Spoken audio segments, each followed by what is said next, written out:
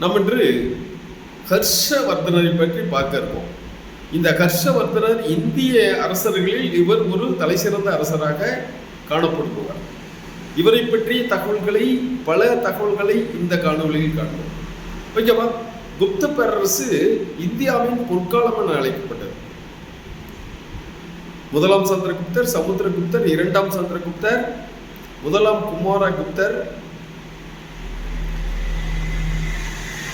இது போன்ற ஸ்கந்தகுப்தர், இது போன்ற ஒரு பெரும் மாபெரும் அரசாக குப்த பேரரசு இருந்தது. அந்த குப்த பேரரசு நலிவடைந்த தொடங்கிய பின்னர் எப்பயுமே தெரியும், ஒரு பேரரசு கொஞ்சம் வீக்னஸ் ஆச்சுன்னா அந்த சிறு சிறு அரசர்கள் எல்லாம் அங்கங்க இப்ப எப்படி இப்ப தமிழகத்தில் எப்படி நடந்திருக்கோ, பெரிய வல்லமை படைத்த 2 கட்சிகள், திராவிட முன்னேற்ற கழகம், அனைத்து இந்திய அண்ணா திராவிட முன்னேற்ற கழகம் சொல்லி 2 ஜாம்பான்கள் இருந்தாங்க. இப்போ திடீர்னு அந்த 2 கட்சியும் கொஞ்சம் வீக்னஸ் ஆன உடனே இப்போ 3வது ஒரு கட்சி தமிழக வெற்றி கழகம்னு ஒன்று ஸ்டார்ட் ஆயிடுச்சு. அது மாதிரி உதாரணத்துக்கு சொல்கிறேன், அது மாதிரி ஒரு பெரிய வல்லரசுகள்லாம் கொஞ்சம் வீக்னஸ் ஆச்சுன்னா உடனே சிறு சிறு அரசுகள் அங்கங்கே சிறு சிறு கட்சிகள் அங்கே தோன்றிருக்கிற மாதிரி சிறு சிறு அரசுகள் எல்லாம் அங்கே உதயமாகும். அது மாதிரி உதயமானது தான் மாளவம், வல்லபி, கன்னோஜ், மகதம், தானீஸ்வரம், இது போன்ற பகுதிகள் எல்லாம் இருக்கு. குப்த பேரரசின் கடைசி அரசரிடம் தளபதியாக இருந்தவர் புஷ்யபூதி. அந்த புஷ்யபூதி அந்த கடைசி அரசரை கொன்றுவிட்டு தன்னுடைய வம்சத்தை நிலைநாட்டுகிறார். இவர்தான் இந்த ஹர்ஷவர்தத்தை தோற்றுவித்தவர். வர்த்தமானர்னு சொல்லுவாங்க. அந்த வர்த்தமான அரசை வம்சத்தை தோற்றுவித்தவர் இவர் தான் அப்படின்னு சொல்லுவாங்க. ரைட். இப்போ இந்த ஹர்ஷரை பற்றி பார்ப்பதற்கு முன்பு இதனுடைய சான்றுகள் எங்கெங்க இருக்கு, அந்த எவிடன்ஸ் எல்லாம் எங்கெங்க இருக்குன்னு அப்படியே கொஞ்சம் பார்த்துருவோமா? அந்த எவிடன்ஸ் எங்கெங்க இருக்கு அப்படின்னு பார்த்தா, பாணர் எழுதிய ஹர்ஷ சரித்திரம். பாணர் அப்படின்னா யாருன்னு பார்த்தா, இவர் அவையில் இருந்த ஒரு பெரிய பேரறிஞர், ஒரு அறிஞர். இந்த அவையில் இருந்த ஒரு முக்கியமான புலவர். இவர் ஹர்ஷருடைய வாழ்க்கை வரலாறு என்ற ஒரு வாழ்க்கை வரலாற்றை சுவைப்பட திறம்பட ஒரு செய்யுள் நடையில் எழுதியிருக்கிறார். முதலில் சமஸ்கிருதத்தில் இவருடைய வாழ்க்கை வரலாற்றை எழுதிய பெருமை பாணருக்கு சேரும். இதிலிருந்து ஹர்ஷரை பற்றிய தகவல்கள் முழுவதும் நம்ம தெரிஞ்சுக்கலாம். அதுக்கு அடுத்து யுவான் சுவாங், அவர் சியூகி என்ற ஒரு நூலை எழுதியுள்ளார். இந்தியாவில் ரொம்ப நாளாக தங்கி இருந்துட்டு பௌத்த மதத்தை ஆராய்வதற்காக சீனாவிலிருந்து இங்கு வந்தவர். பௌத்த மதத்தை பற்றிய தகவல்களை தெரிவதற்காக அவனுடைய பயண குறிப்புகள் சொல்லி இந்த ஹர்ஷரின் ஆட்சியில் என்ன நடந்ததோ அதை பற்றியெல்லாம் அவர் பயண குறிப்புகளை குறிப்பிட்டிருப்பார். அதுக்கு அடுத்து ஹர்ஷனுடைய நாடகங்கள், இவர் நிறைய நாடகம் எழுதியிருப்பார். ரத்னாவளி, பிரியதர்ஷிகா, நாகநந்தா அப்படிங்கிற நாடகங்களை எல்லாம் இவர் எழுதியிருப்பார். இதெல்லாம் இதனுடைய நமக்கு எவிடன்ஸ் வேணும்ல, இலக்கியங்கள்லேருந்து ஒரு எவிடன்ஸ் கிடைக்குது. அந்த எவிடன்ஸ் தான் இது. ஓகேவா? ரைட். இந்த ஹர்ஷவர்தம் அப்படின்னா அது என்னென்ன இருக்குன்னு பார்த்தா, பாணரை பற்றி அது 8 பகுதிகளாக இருக்கான். பாணரை பற்றி அவர் யார், எங்கிருந்து வந்தார், அதை பற்றி தகவல்கள் ஒரு பாகமா. அதுக்கு அடுத்து தானேஸ்வரத்தை பற்றி ஒரு பகுதி, ஹர்ஷரை பற்றி ஒரு பகுதி, ஹர்ஷருடைய தாயை பற்றி ஒரு பகுதி, அவங்க அப்பா அம்மா எவ்வாறு உடன்கட்டை ஏறினாங்க அப்படின்னு சொல்லி, அப்புறம் அவர் ஜெயில் போட்டு அந்த ராஜ்ய சிறியை சிறையில் அடைத்தது, கன்னோஜி அரசர் கிரகவர்மனை கொன்றது, இது போன்ற ஒரு 8 பாகங்களாக பிரித்திருக்கிறார் இந்த கர்சர் சரிதம் இன்னும் முறிவு உங்களுக்கு கம்ப்ளீட்டாக இதை எழுதலை அப்படின்னு சொல்லிட்டு இருக்காங்க. அது எழுதப்பட்ட ஒரு சில பகுதிகள் தான் 7 பகுதி எழுதியிருக்காங்க, 8வது பகுதி இன்னும் நிறைவடையவில்லை அப்படின்னு சொல்லிட்டு இருக்காங்க. ரைட், இது ஒரு முக்கியமான எவிடன்ஸ். அடுத்து யுவான் சுவாங். இவர் யாரியான்னு பார்த்தா சீனாவில் ஒரு பெரிய தத்துவ ஞானி, பௌத்தத்தை பற்றி முழுவதும் தெரிந்தவர். அவர் தாத்தா காலத்திலிருந்து பெரிய அறிவாளிகள்லாம் இருந்திருக்காங்க. அவங்க தாத்தா அங்கே ஒரு அலுவலர், அவங்க அப்பா ஒரு கொள்ளு தாத்தா ஒரு பெரிய அலுவலர், தாத்தா ஒரு ப்ரொஃபஸர், இவங்க அப்பா ஒரு கன்ஃபியூஷியவாதினா சீனாவுடைய மதம், அந்த மதத்தினுடைய ரொம்ப பற்று கொண்டவர் அவங்க அப்பா.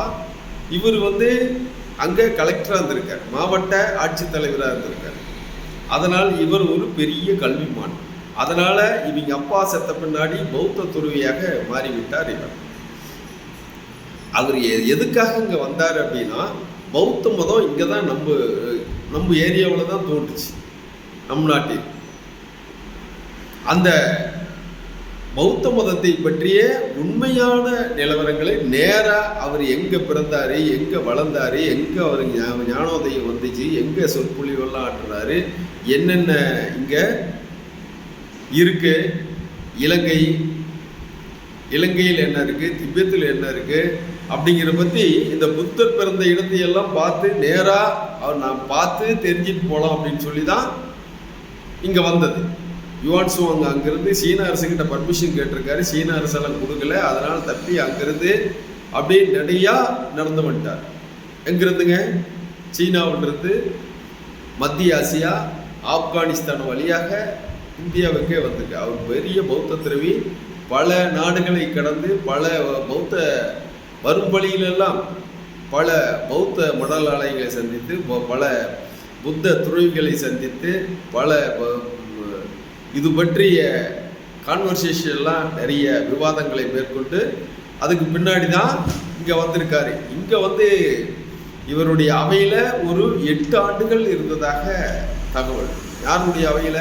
கர்சருடைய அவையில் 8 ஆண்டுகள் இருந்ததாகவும், இவருக்கே நீங்கள் உங்களை அங்கெல்லாம் போக வேண்டாம், நீங்கள் இங்கே இருங்க, உங்களுக்கு கவர்மெண்ட் வேலை போட்டு கொடுத்துட்றேன், எங்கள் அரசவையிலேயே இருந்ததாகவும், எனக்கு அதெல்லாம் வேண்டாம், கண்ணியத்தோடு மரியாதையோடு அந்த வேலையை வேண்டான்னு சொன்னதாகவும் வரலாற்று தகவல்கள் நமக்கு சொல்கின்றன. இவர் எழுதிய சியூக்கி என்ற நூலும் இவருடைய பயண குறிப்புகளும் கர்சருடைய எப்போ பிறந்தார், எப்போ வளர்ந்தார், என்னென்ன செஞ்சார், பௌத்த மதம் எவ்வாறு இருக்குது, இதை பற்றி அந்த தகவல்கள் எல்லாம் இங்கே இருக்குது. இங்கே இவர் மெயினாக மகாயானம் தான். பௌத்த மதம் 2 பிரிவாக பிரிஞ்சிருக்கும். கனிஷ்கர் பீரில் ஹீனயானம் பிரிஞ்சிருக்கும். அதுக்கு முன்னாடி அசோகர் காலத்தில் மகாயானம் இருக்கும். ஆனால் இவர் அந்த மகாயானத்தை பற்றி முழுவதுமாக தெரிந்து அதை பற்றி ஆராய்ச்சி செய்வதற்காக வந்திருக்காங்க. அங்கே டிரான்ஸ்லேஷன், இங்கே சமஸ்கிருதத்திலிருந்து அங்கே டிரான்ஸ்லேஷன் பண்ணும்போது தப்பாக பண்ணிருப்பாங்க. அதனால் நாமளும் நேரடியாக போய் சமஸ்கிருதத்தை படிச்சுட்டு அங்கே என்ன உண்மையான நிலவரம் அப்படின்னு சொல்லி, இப்போ ஏதாவது ஒரு சம்பவம், பெரிய சம்பவம் நடந்துகிறது, அந்த ஒரு கொலை நடந்துகிறது, அல்லது ஒரு பெரிய கொள்ளை நடக்கிறது, அல்ல ஒரு ராஜாங்க ஒரு பெரிய இஷ்யூ நடக்குதுன்னா நேராக ஸ்பாட்டுக்கு போய் அங்கே இருக்கிற மக்களை, அங்கே இருக்கிற அந்த நிகழ்வான இடத்தில் என்னென்னு சொல்லி நம்ம ஸ்பாட்டுக்கு போய் என்கொயரி பண்ணுறோமோ, அதே போல் இந்த யுவான் சுவாங் அவர்கள் பௌத்த மதத்தை தோன்றிய இடத்திற்கே அவர் பிறந்த இடத்திற்கு, அவர் இறந்த இடத்திற்கு, அவருக்கு ஞானோதயம் பெற்ற இடத்திற்கு, சொற்பொழிவு சென்ற இடத்திற்கு, இது போன்ற அவரை பற்றிய அந்த நேரடி தகவல்களை தெரிவதற்காக அவர் இங்கிருந்தே இங்கே வந்துட்டுருக்கார். அதே மாதிரி நலந்தா பல்கலைக்கழகம் சென்று அந்த பல்கலைக்கழகத்தில் இவர் 2 ஆண்டுகள் தங்கியிருந்து சமஸ்கிருதத்தை படித்ததாகவும், சீதா பாலர் அப்படிங்கிற அந்த நலந்தா பல்கலைக்கழகத்தினுடைய தலைவரிடம் இவர் கல்வி பெறுவதாகவும், அது மட்டும் அல்லாமல் வாசுதேவர், திக்னாயா, தர்மபாலர் ஆகியோரிடெல்லாம் இவரெல்லாம் ஒரு புத்த மதத்தில் ஒரு பெரிய தத்துவ ஞானிகள், அவங்ககிட்டலாம் இவர் அந்த கல்வி பயின்றதாகவும், அபிதமா பீடகம் அப்படின்னா பௌத்த மதத்தினுடைய இலக்கணம். அந்த இலக்கியத்தை இவர் பயின்றதாகவும் நம் தமிழகத்தில் உள்ள காஞ்சிபுரத்தில் இருந்து பௌத்த மதத்தை பற்றி தெரிந்து கொள்வதற்காகலாம் இவர் வந்ததற்காக தகவல்கள் வருகின்றன. ரைட். இப்போ நாம் கர்சரை பற்றி இது சான்றுகள். ரைட். இப்போ புஷ்யபூதி அப்படின்னா குப்த அரசின் கடைசி, அதாவது குப்த அரசின கடைசி அரசரிடம் இருந்தவர் படைத்தலைமையாக இருக்கிறார். அவரை கொன்றுவிட்டு இவர் புஷ்யபூதி அப்படிங்கிறவர் இந்த வர்த்தன வம்சத்தை தோற்றுவிக்கிறார். இவருக்கு அடுத்து பிரபாகவர்த்தனர், இவருக்கு முன்னாடியே நாகநந்தர், ராஜ்யவர்த்தனர், ஆதித்யவர்த்தனர் இவங்கெல்லாம் இருந்திருக்காங்க. இவங்களை பற்றி வரலாற்று சான்றுகள் நமக்கு கிடைக்கப்படவில்லை. பிரபாகவர்த்தனர் அப்படின்றவர் தான் நமக்கு கிடைத்திருக்கிறார். இவருடைய மனைவி யசோமதி. இவர் யாருங்க? யசோமதி. இவர்களுடைய ஆட்சி காலத்தில் பூனர்கள் அப்படின்னு சொல்லி மத்திய ஆசியாவிலிருந்து கைபர் போலன் கணவாய் வழியாக வடமேற்கு இந்தியாவில் நம் இந்தியாவில் ரொம்ப இடைஞ்சல் பண்ணிக்கிட்டே இருப்பாங்க. ரொம்ப முரட்டு கூட்டத்தினர். அவங்க வந்தால் அவர் ஒரு முறையான சரியான அணுகுமுறையெல்லாம் இருக்காது. முரட்டுத்தனமாக கரடம் கூட அடிச்சுட்டு போயிடுவாங்க. அவர்களை கண்டால் சிற்றரசுகள்லாம் பயந்துட்டு இருப்பாங்க. அதனால் தன்னுடைய இளவரசரை, பிரபாகவர்த்தனருடைய இளவரசர் ராஜ்யவர்த்தனர், அவரை வடமேற்கு பகுதியில் போய் பூனர்களை பாருங்க அப்படின்னு சொல்லி பிடிச்சி அனுப்பிச்சிடுவார். இந்த பிரபாகவர்த்தனருக்கு 2 மகன்கள், ஒரு பொண்ணு. 2 மகன்கள்னா ராஜ்யவர்த்தனர், ஹர்ஷவர்த்தனர், ராஜஸ்ரீ. ஓகேவா? இவர் கடைசீட்டில் வயதான இந்த பொண்ணு ராஜஸ்ரீன்னு இருக்கும்ல, அது அந்த பொண்ணை கனோஜரசர் கிரகவர்மன் அப்படிங்கிறவருக்கு திருமணம் செய்து வைத்திருப்பாங்க. திருமணம் செய்து நலமாக வாழ்க்கையெல்லாம் ஓடிக்கிட்டு இருக்கும். அப்புறம் என்ன நடக்குது அப்படின்னா, இவருக்கு வயசாகி போயிடுது. யாருக்கு? பிரபாகவர்த்தனுக்கு வயசாகி போயிடுது. அந்த வயசாகி அவர் படுத்திருக்கும் போது, ரொம்ப சீரியஸாக இருக்கும்போது, இவங்க அம்மா யசோதமி, அவங்க அம்மா பேர் யசோதமி, அவங்க அம்மா அப்பா அது மாதிரி உயிருக்கு ஊசலாடி கொண்டிருக்கும் போதே ஒரு தீயை மூட்டி, தீ எப்படி எரிஞ்சிக்கிட்டு இருக்குதான், அந்த தீயில் போய் இந்த அம்மா கணவர் இறந்த பின்பு நாம் விதவையாக இருந்து சாவதை விட சுமங்கலியாகவே நாம் இறந்து விடலாம் என இவரே தீயை ஊட்டி அந்த தீயில் எட்டி குதித்து கணவருக்கு முன்பாக சுமங்கலிவிடம் அவர் உயிர் பிரிந்ததாக அந்த கர்சருடைய அம்மாவை பற்றி சொல்லுவோம். அதுக்கடுத்து கனோஜரசர் கிரகவர்மன் ராஜஸ்ரீ வாழ்க்கை ஓடுகிறது. அங்கே மாளவரசர் தேவகுப்தன், வங்காள அரசர் சாஷங்கன், இவங்க 2 பேரும் சேர்ந்துட்டு கனோஜரசர் ராஜசனுடைய கணவரை கொன்று விடுகிறார்கள். கொன்றுவிட்டு இந்த ராஜஸ்ரீயை சிறைவில் அடைச்சிடுறாங்க. எங்க அடைக்கிறாங்க? மாளவத்தில். உடனே இதை கண்ட யாரு? அப்பா செத்த உடனே ராஜ்யவர்த்தனர் தான் அரசர். அந்த ராஜ்யவர்த்தனர் மாளவத்தின் மீது படையெடுத்து செல்கிறார். படையெடுத்து சென்று மாளவத்தை வென்று விடுகிறார் இவர். உடனே அங்கிருந்த அந்த வங்காள அரசர் சாசங்கன் ஏதோ ஒரு சூழ்ச்சி செய்து அவரை அங்கேயே கொன்று விடுகின்றனர். ஒரு நாட்டை வெற்றி பெற்றிருந்தாலும் ஏதோ சூழ்ச்சிகள் செய்து ராஜவர்மனையும் அங்கேயே கொன்று விடுகிறார்கள்.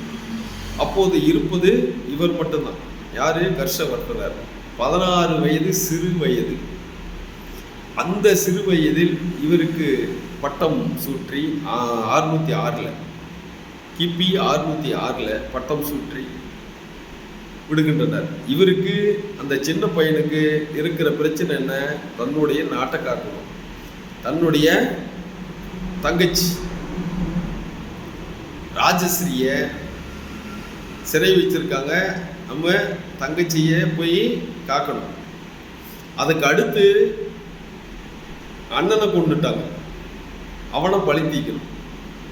இதற்காக பாஸ்கரவர்மன் அப்படின்னு சொல்லி அஸ்ஸாமினுடைய மன்னர் பாஸ்கரவர்மன் அவங்கிட்ட ஒரு கூட்டு சேர்ந்து இவர் மாளவ மன்னனை தோற்கடிச்சிடுறாங்க. தோற்கடிச்சிட்டு அங்க போய் பார்க்கும்போது அவர் அங்கே இல்லை. வங்காளத்தையும் அடிச்சிடுறாங்க, வங்காளத்தையும் வென்று விடுகிறார். ஆனால் அந்த சாசங்கனை வந்து தப்பி ஓடி விடுகிறார். அவரை ஒன்றும் பண்ண முடியல, அவர் எங்கேயோ பூந்து ஓடிடுறார். உடனே அங்கே இருக்கிற அந்த சிறையில் பார்த்தா இவங்க தங்கச்சி அங்கே இல்லை, ராஜஸ்ரீ இல்லை. அவங்க காட்டுப்பகுதிக்கு பயந்து ஓடியதாகவும் இவர் மறுபடியும் படையோடு காட்டுப்பகுதியெல்லாம் போய் தேடி பார்க்கும்போது அந்த ராஜஸ்ரீ அவர்கள் தற்கொலை செய்து கொள்வதற்காக ரெடியாக இருக்காங்க. உடனே அவர்களை ராஜஸ்ரீயை காப்பாற்றி மீண்டும் தன் நாட்டுக்கு கொண்டு வருகிறார். யாருங்க? கர்சன். அதுக்கு போவதற்கு முன்பாக அந்த கனோஜ் அப்படிங்கிற தன்னுடைய தங்கச்சி வீட்டு அந்த நாட்டையும் இவர் கர்சர் பிடிச்சிடுறாரு.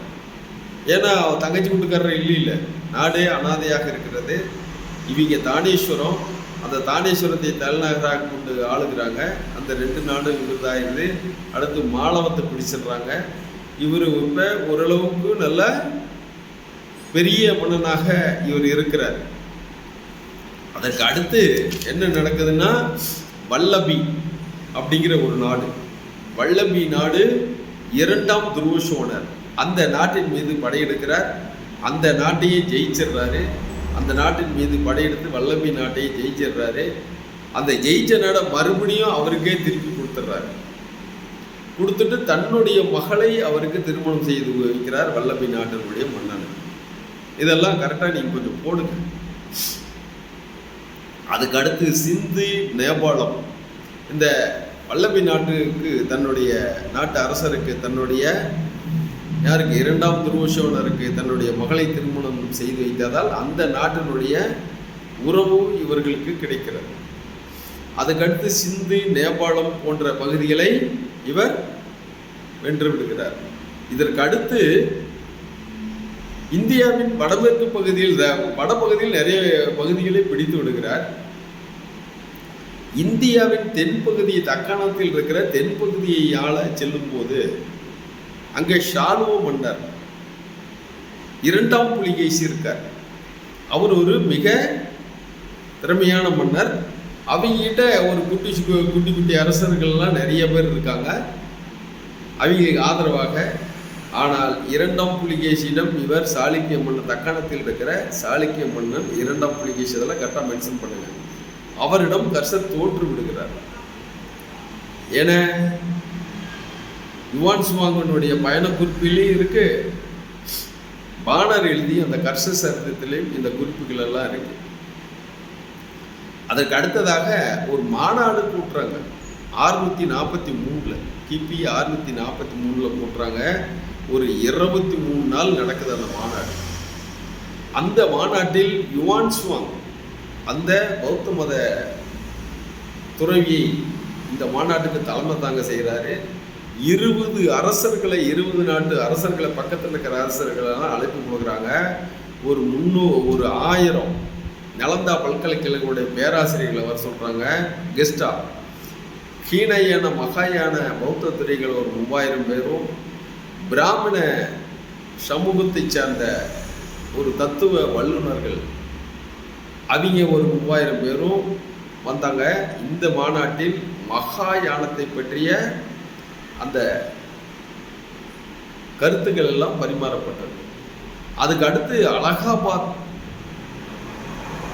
மாநாடுன்னு மறுபடியும் அதே 1643 நடக்குது. இது 75 நாள் நடக்குது. அதுக்கும் அதே மாதிரி தான் யுவான் சுவாங் தான் வருவார். அதிலிருந்து 5 வருஷத்துக்கு ஒரு தடவை இந்த மாநாடு நடைபெறணும்னு சொல்கிறாரு. அதுலேயும் 18 நாட்டு அரசர்கள், 5 லட்சம் பௌத்த துறவிகள், மற்ற அனைத்து மதத்தையும் சேர்ந்தவர்களுக்கு அழைப்பு விடுக்கப்பட்டு சிறப்பாக நடைபெறுகிறது. அந்த மாநாட்டிற்கு வந்தவர்கள் எல்லாம் தன் நாட்டில் இருந்த செல்வங்களை வாரி வாரி வழங்குகிறார். பௌத்த துறவிகள், தலைவர்கள், கெஸ்ட்டுக்கு எல்லாம் தன்னிடம் இருந்த அனைத்து பொருள்களையும், நாட்டில் இருந்த அனைத்து செல்வங்களையும் வாரி வாரி வழங்குகிறார். மக்கள் மகிழ்ச்சியோடு இருந்தால் போதும் அப்படின்னு சொல்லி தன்னுடைய செல்வத்தை எல்லாம் வாரி வாரி இறைக்கிறார். தன்னுடைய நாட்டில் தங்கம், வெள்ளி நாணயங்கள் எல்லாம் வெளியிடப்பட்டன. வணிகம் சிறப்பாக இருந்தன. அதாவதுங்க, இந்த மாநாட்டுக்கு பின்னர் இவர் தன்னுடைய தங்கை ராஜஸ்ரீயிடம் ஒரு காவி உடை இரவலாக வாங்கி, எதுவுமே இல்லைங்க, ஒரு இரவலாக வாங்கி மறுபடியும் அந்த புத்தரை வணங்கியதாக தகவல்கள் வருகின்றன. ஒரு மாபெரும் பேரரசர், ஒரு மாபெரும் அரசர் இவ்வாறு சரித்திரத்தில் பெற்ற வகையில் அனைவருக்கும் இந்த தர்ம காரியங்களை எல்லாம் செஞ்சு பௌத்த மதத்தை பரப்ப பௌத்த மடலாலயங்களை கட்டி அனைத்து தர்ம சாலைகளை எல்லாம் நிறுவி ஓய்வு கூடங்களை நிறுவி அசோகர் எவ்வாறு செய்தாரோ அதே போன்ற செயல்களை செய்ததனால் இவரை இரண்டாம் அசோகர் என கூறுவர். கனிஷ்கரை தான் இரண்டாம் அசோகர் என வரலாற்றில் அழைப்பார்கள். ஆனால் அவரை விட இவருக்குத்தான் அந்த இரண்டாம் அசோகர் என்ற பெயர் பொருத்தமாக இருக்கும் என வரலாற்று ஆசிரியர்கள் கூறுவார்கள். ஓகேவா? இது போன்ற காணொளிகள், இதை பற்றி இன்னும் நீங்கள் இப்போ கதையை கம்ப்ளீட்டாக தெரிஞ்சுக்கிட்டீங்க. இன்னும் டீப்பாக தெரியணும் அப்படின்னா நம்மளுடைய சேனலை சப்ஸ்கிரைப் செய்யுமாறு கேட்டுக்கொள்கிறோம். இதை பல பேருக்கு இது ஒரு இன்ஃபர்மேட்டிவ் வீடியோ. இது போன்ற ஒரு இன்ஃபர்மேட்டிவ் வீடியோவை படிக்கிற பசங்க உங்களுக்கு தேர்வு எழுதுவதற்காக, வாழ்க்கையில் ஒரு நிலையிலிருந்து அடுத்த நிலைக்கு செல்வதற்காக இந்த காணொளி மிகவும் பயனுள்ளதாக இருக்குது. நீங்கள் பெரியவங்க பார்த்தா உங்கள் பசங்க பொண்ணுங்களுக்கு அனுப்புங்க. அவங்க டிஎன்பிஎஸ்சி காம்படிட்டிவ் எக்ஸாம்ஸ் ஏதாவது தேர்வு எழுதி கொண்டிருந்தால் அவர்களுக்கு இந்த காணொளி மிகவும் பயனுள்ள. நேராக அவங்க படிக்கிறத விட இது போன்ற காணொளிகளை கேட்டாங்கன்னா மனசில் பதிகிறதுக்கு ரொம்ப நல்லா இருக்கும். ஓகேவா? இது போன்ற சேனல், இது போன்ற காணொளிகள் நிறைய வந்துட்டு இருக்கோம். அதனால் என்னுடைய சேனலை சப்ஸ்கிரைப் செய்யுமாறு, இது போன்ற பல காணொளிகள் நீங்கள் பார்க்க உங்களுக்கு வந்து சேருவதற்கு உதவியாக இருக்கும். இந்த சேனலை லைக் செய்து எல்லாருக்கும் ஷேர் செய்யுமாறு அன்போடு கேட்டுக்கொள்கிறேன். நன்றி, வணக்கம்.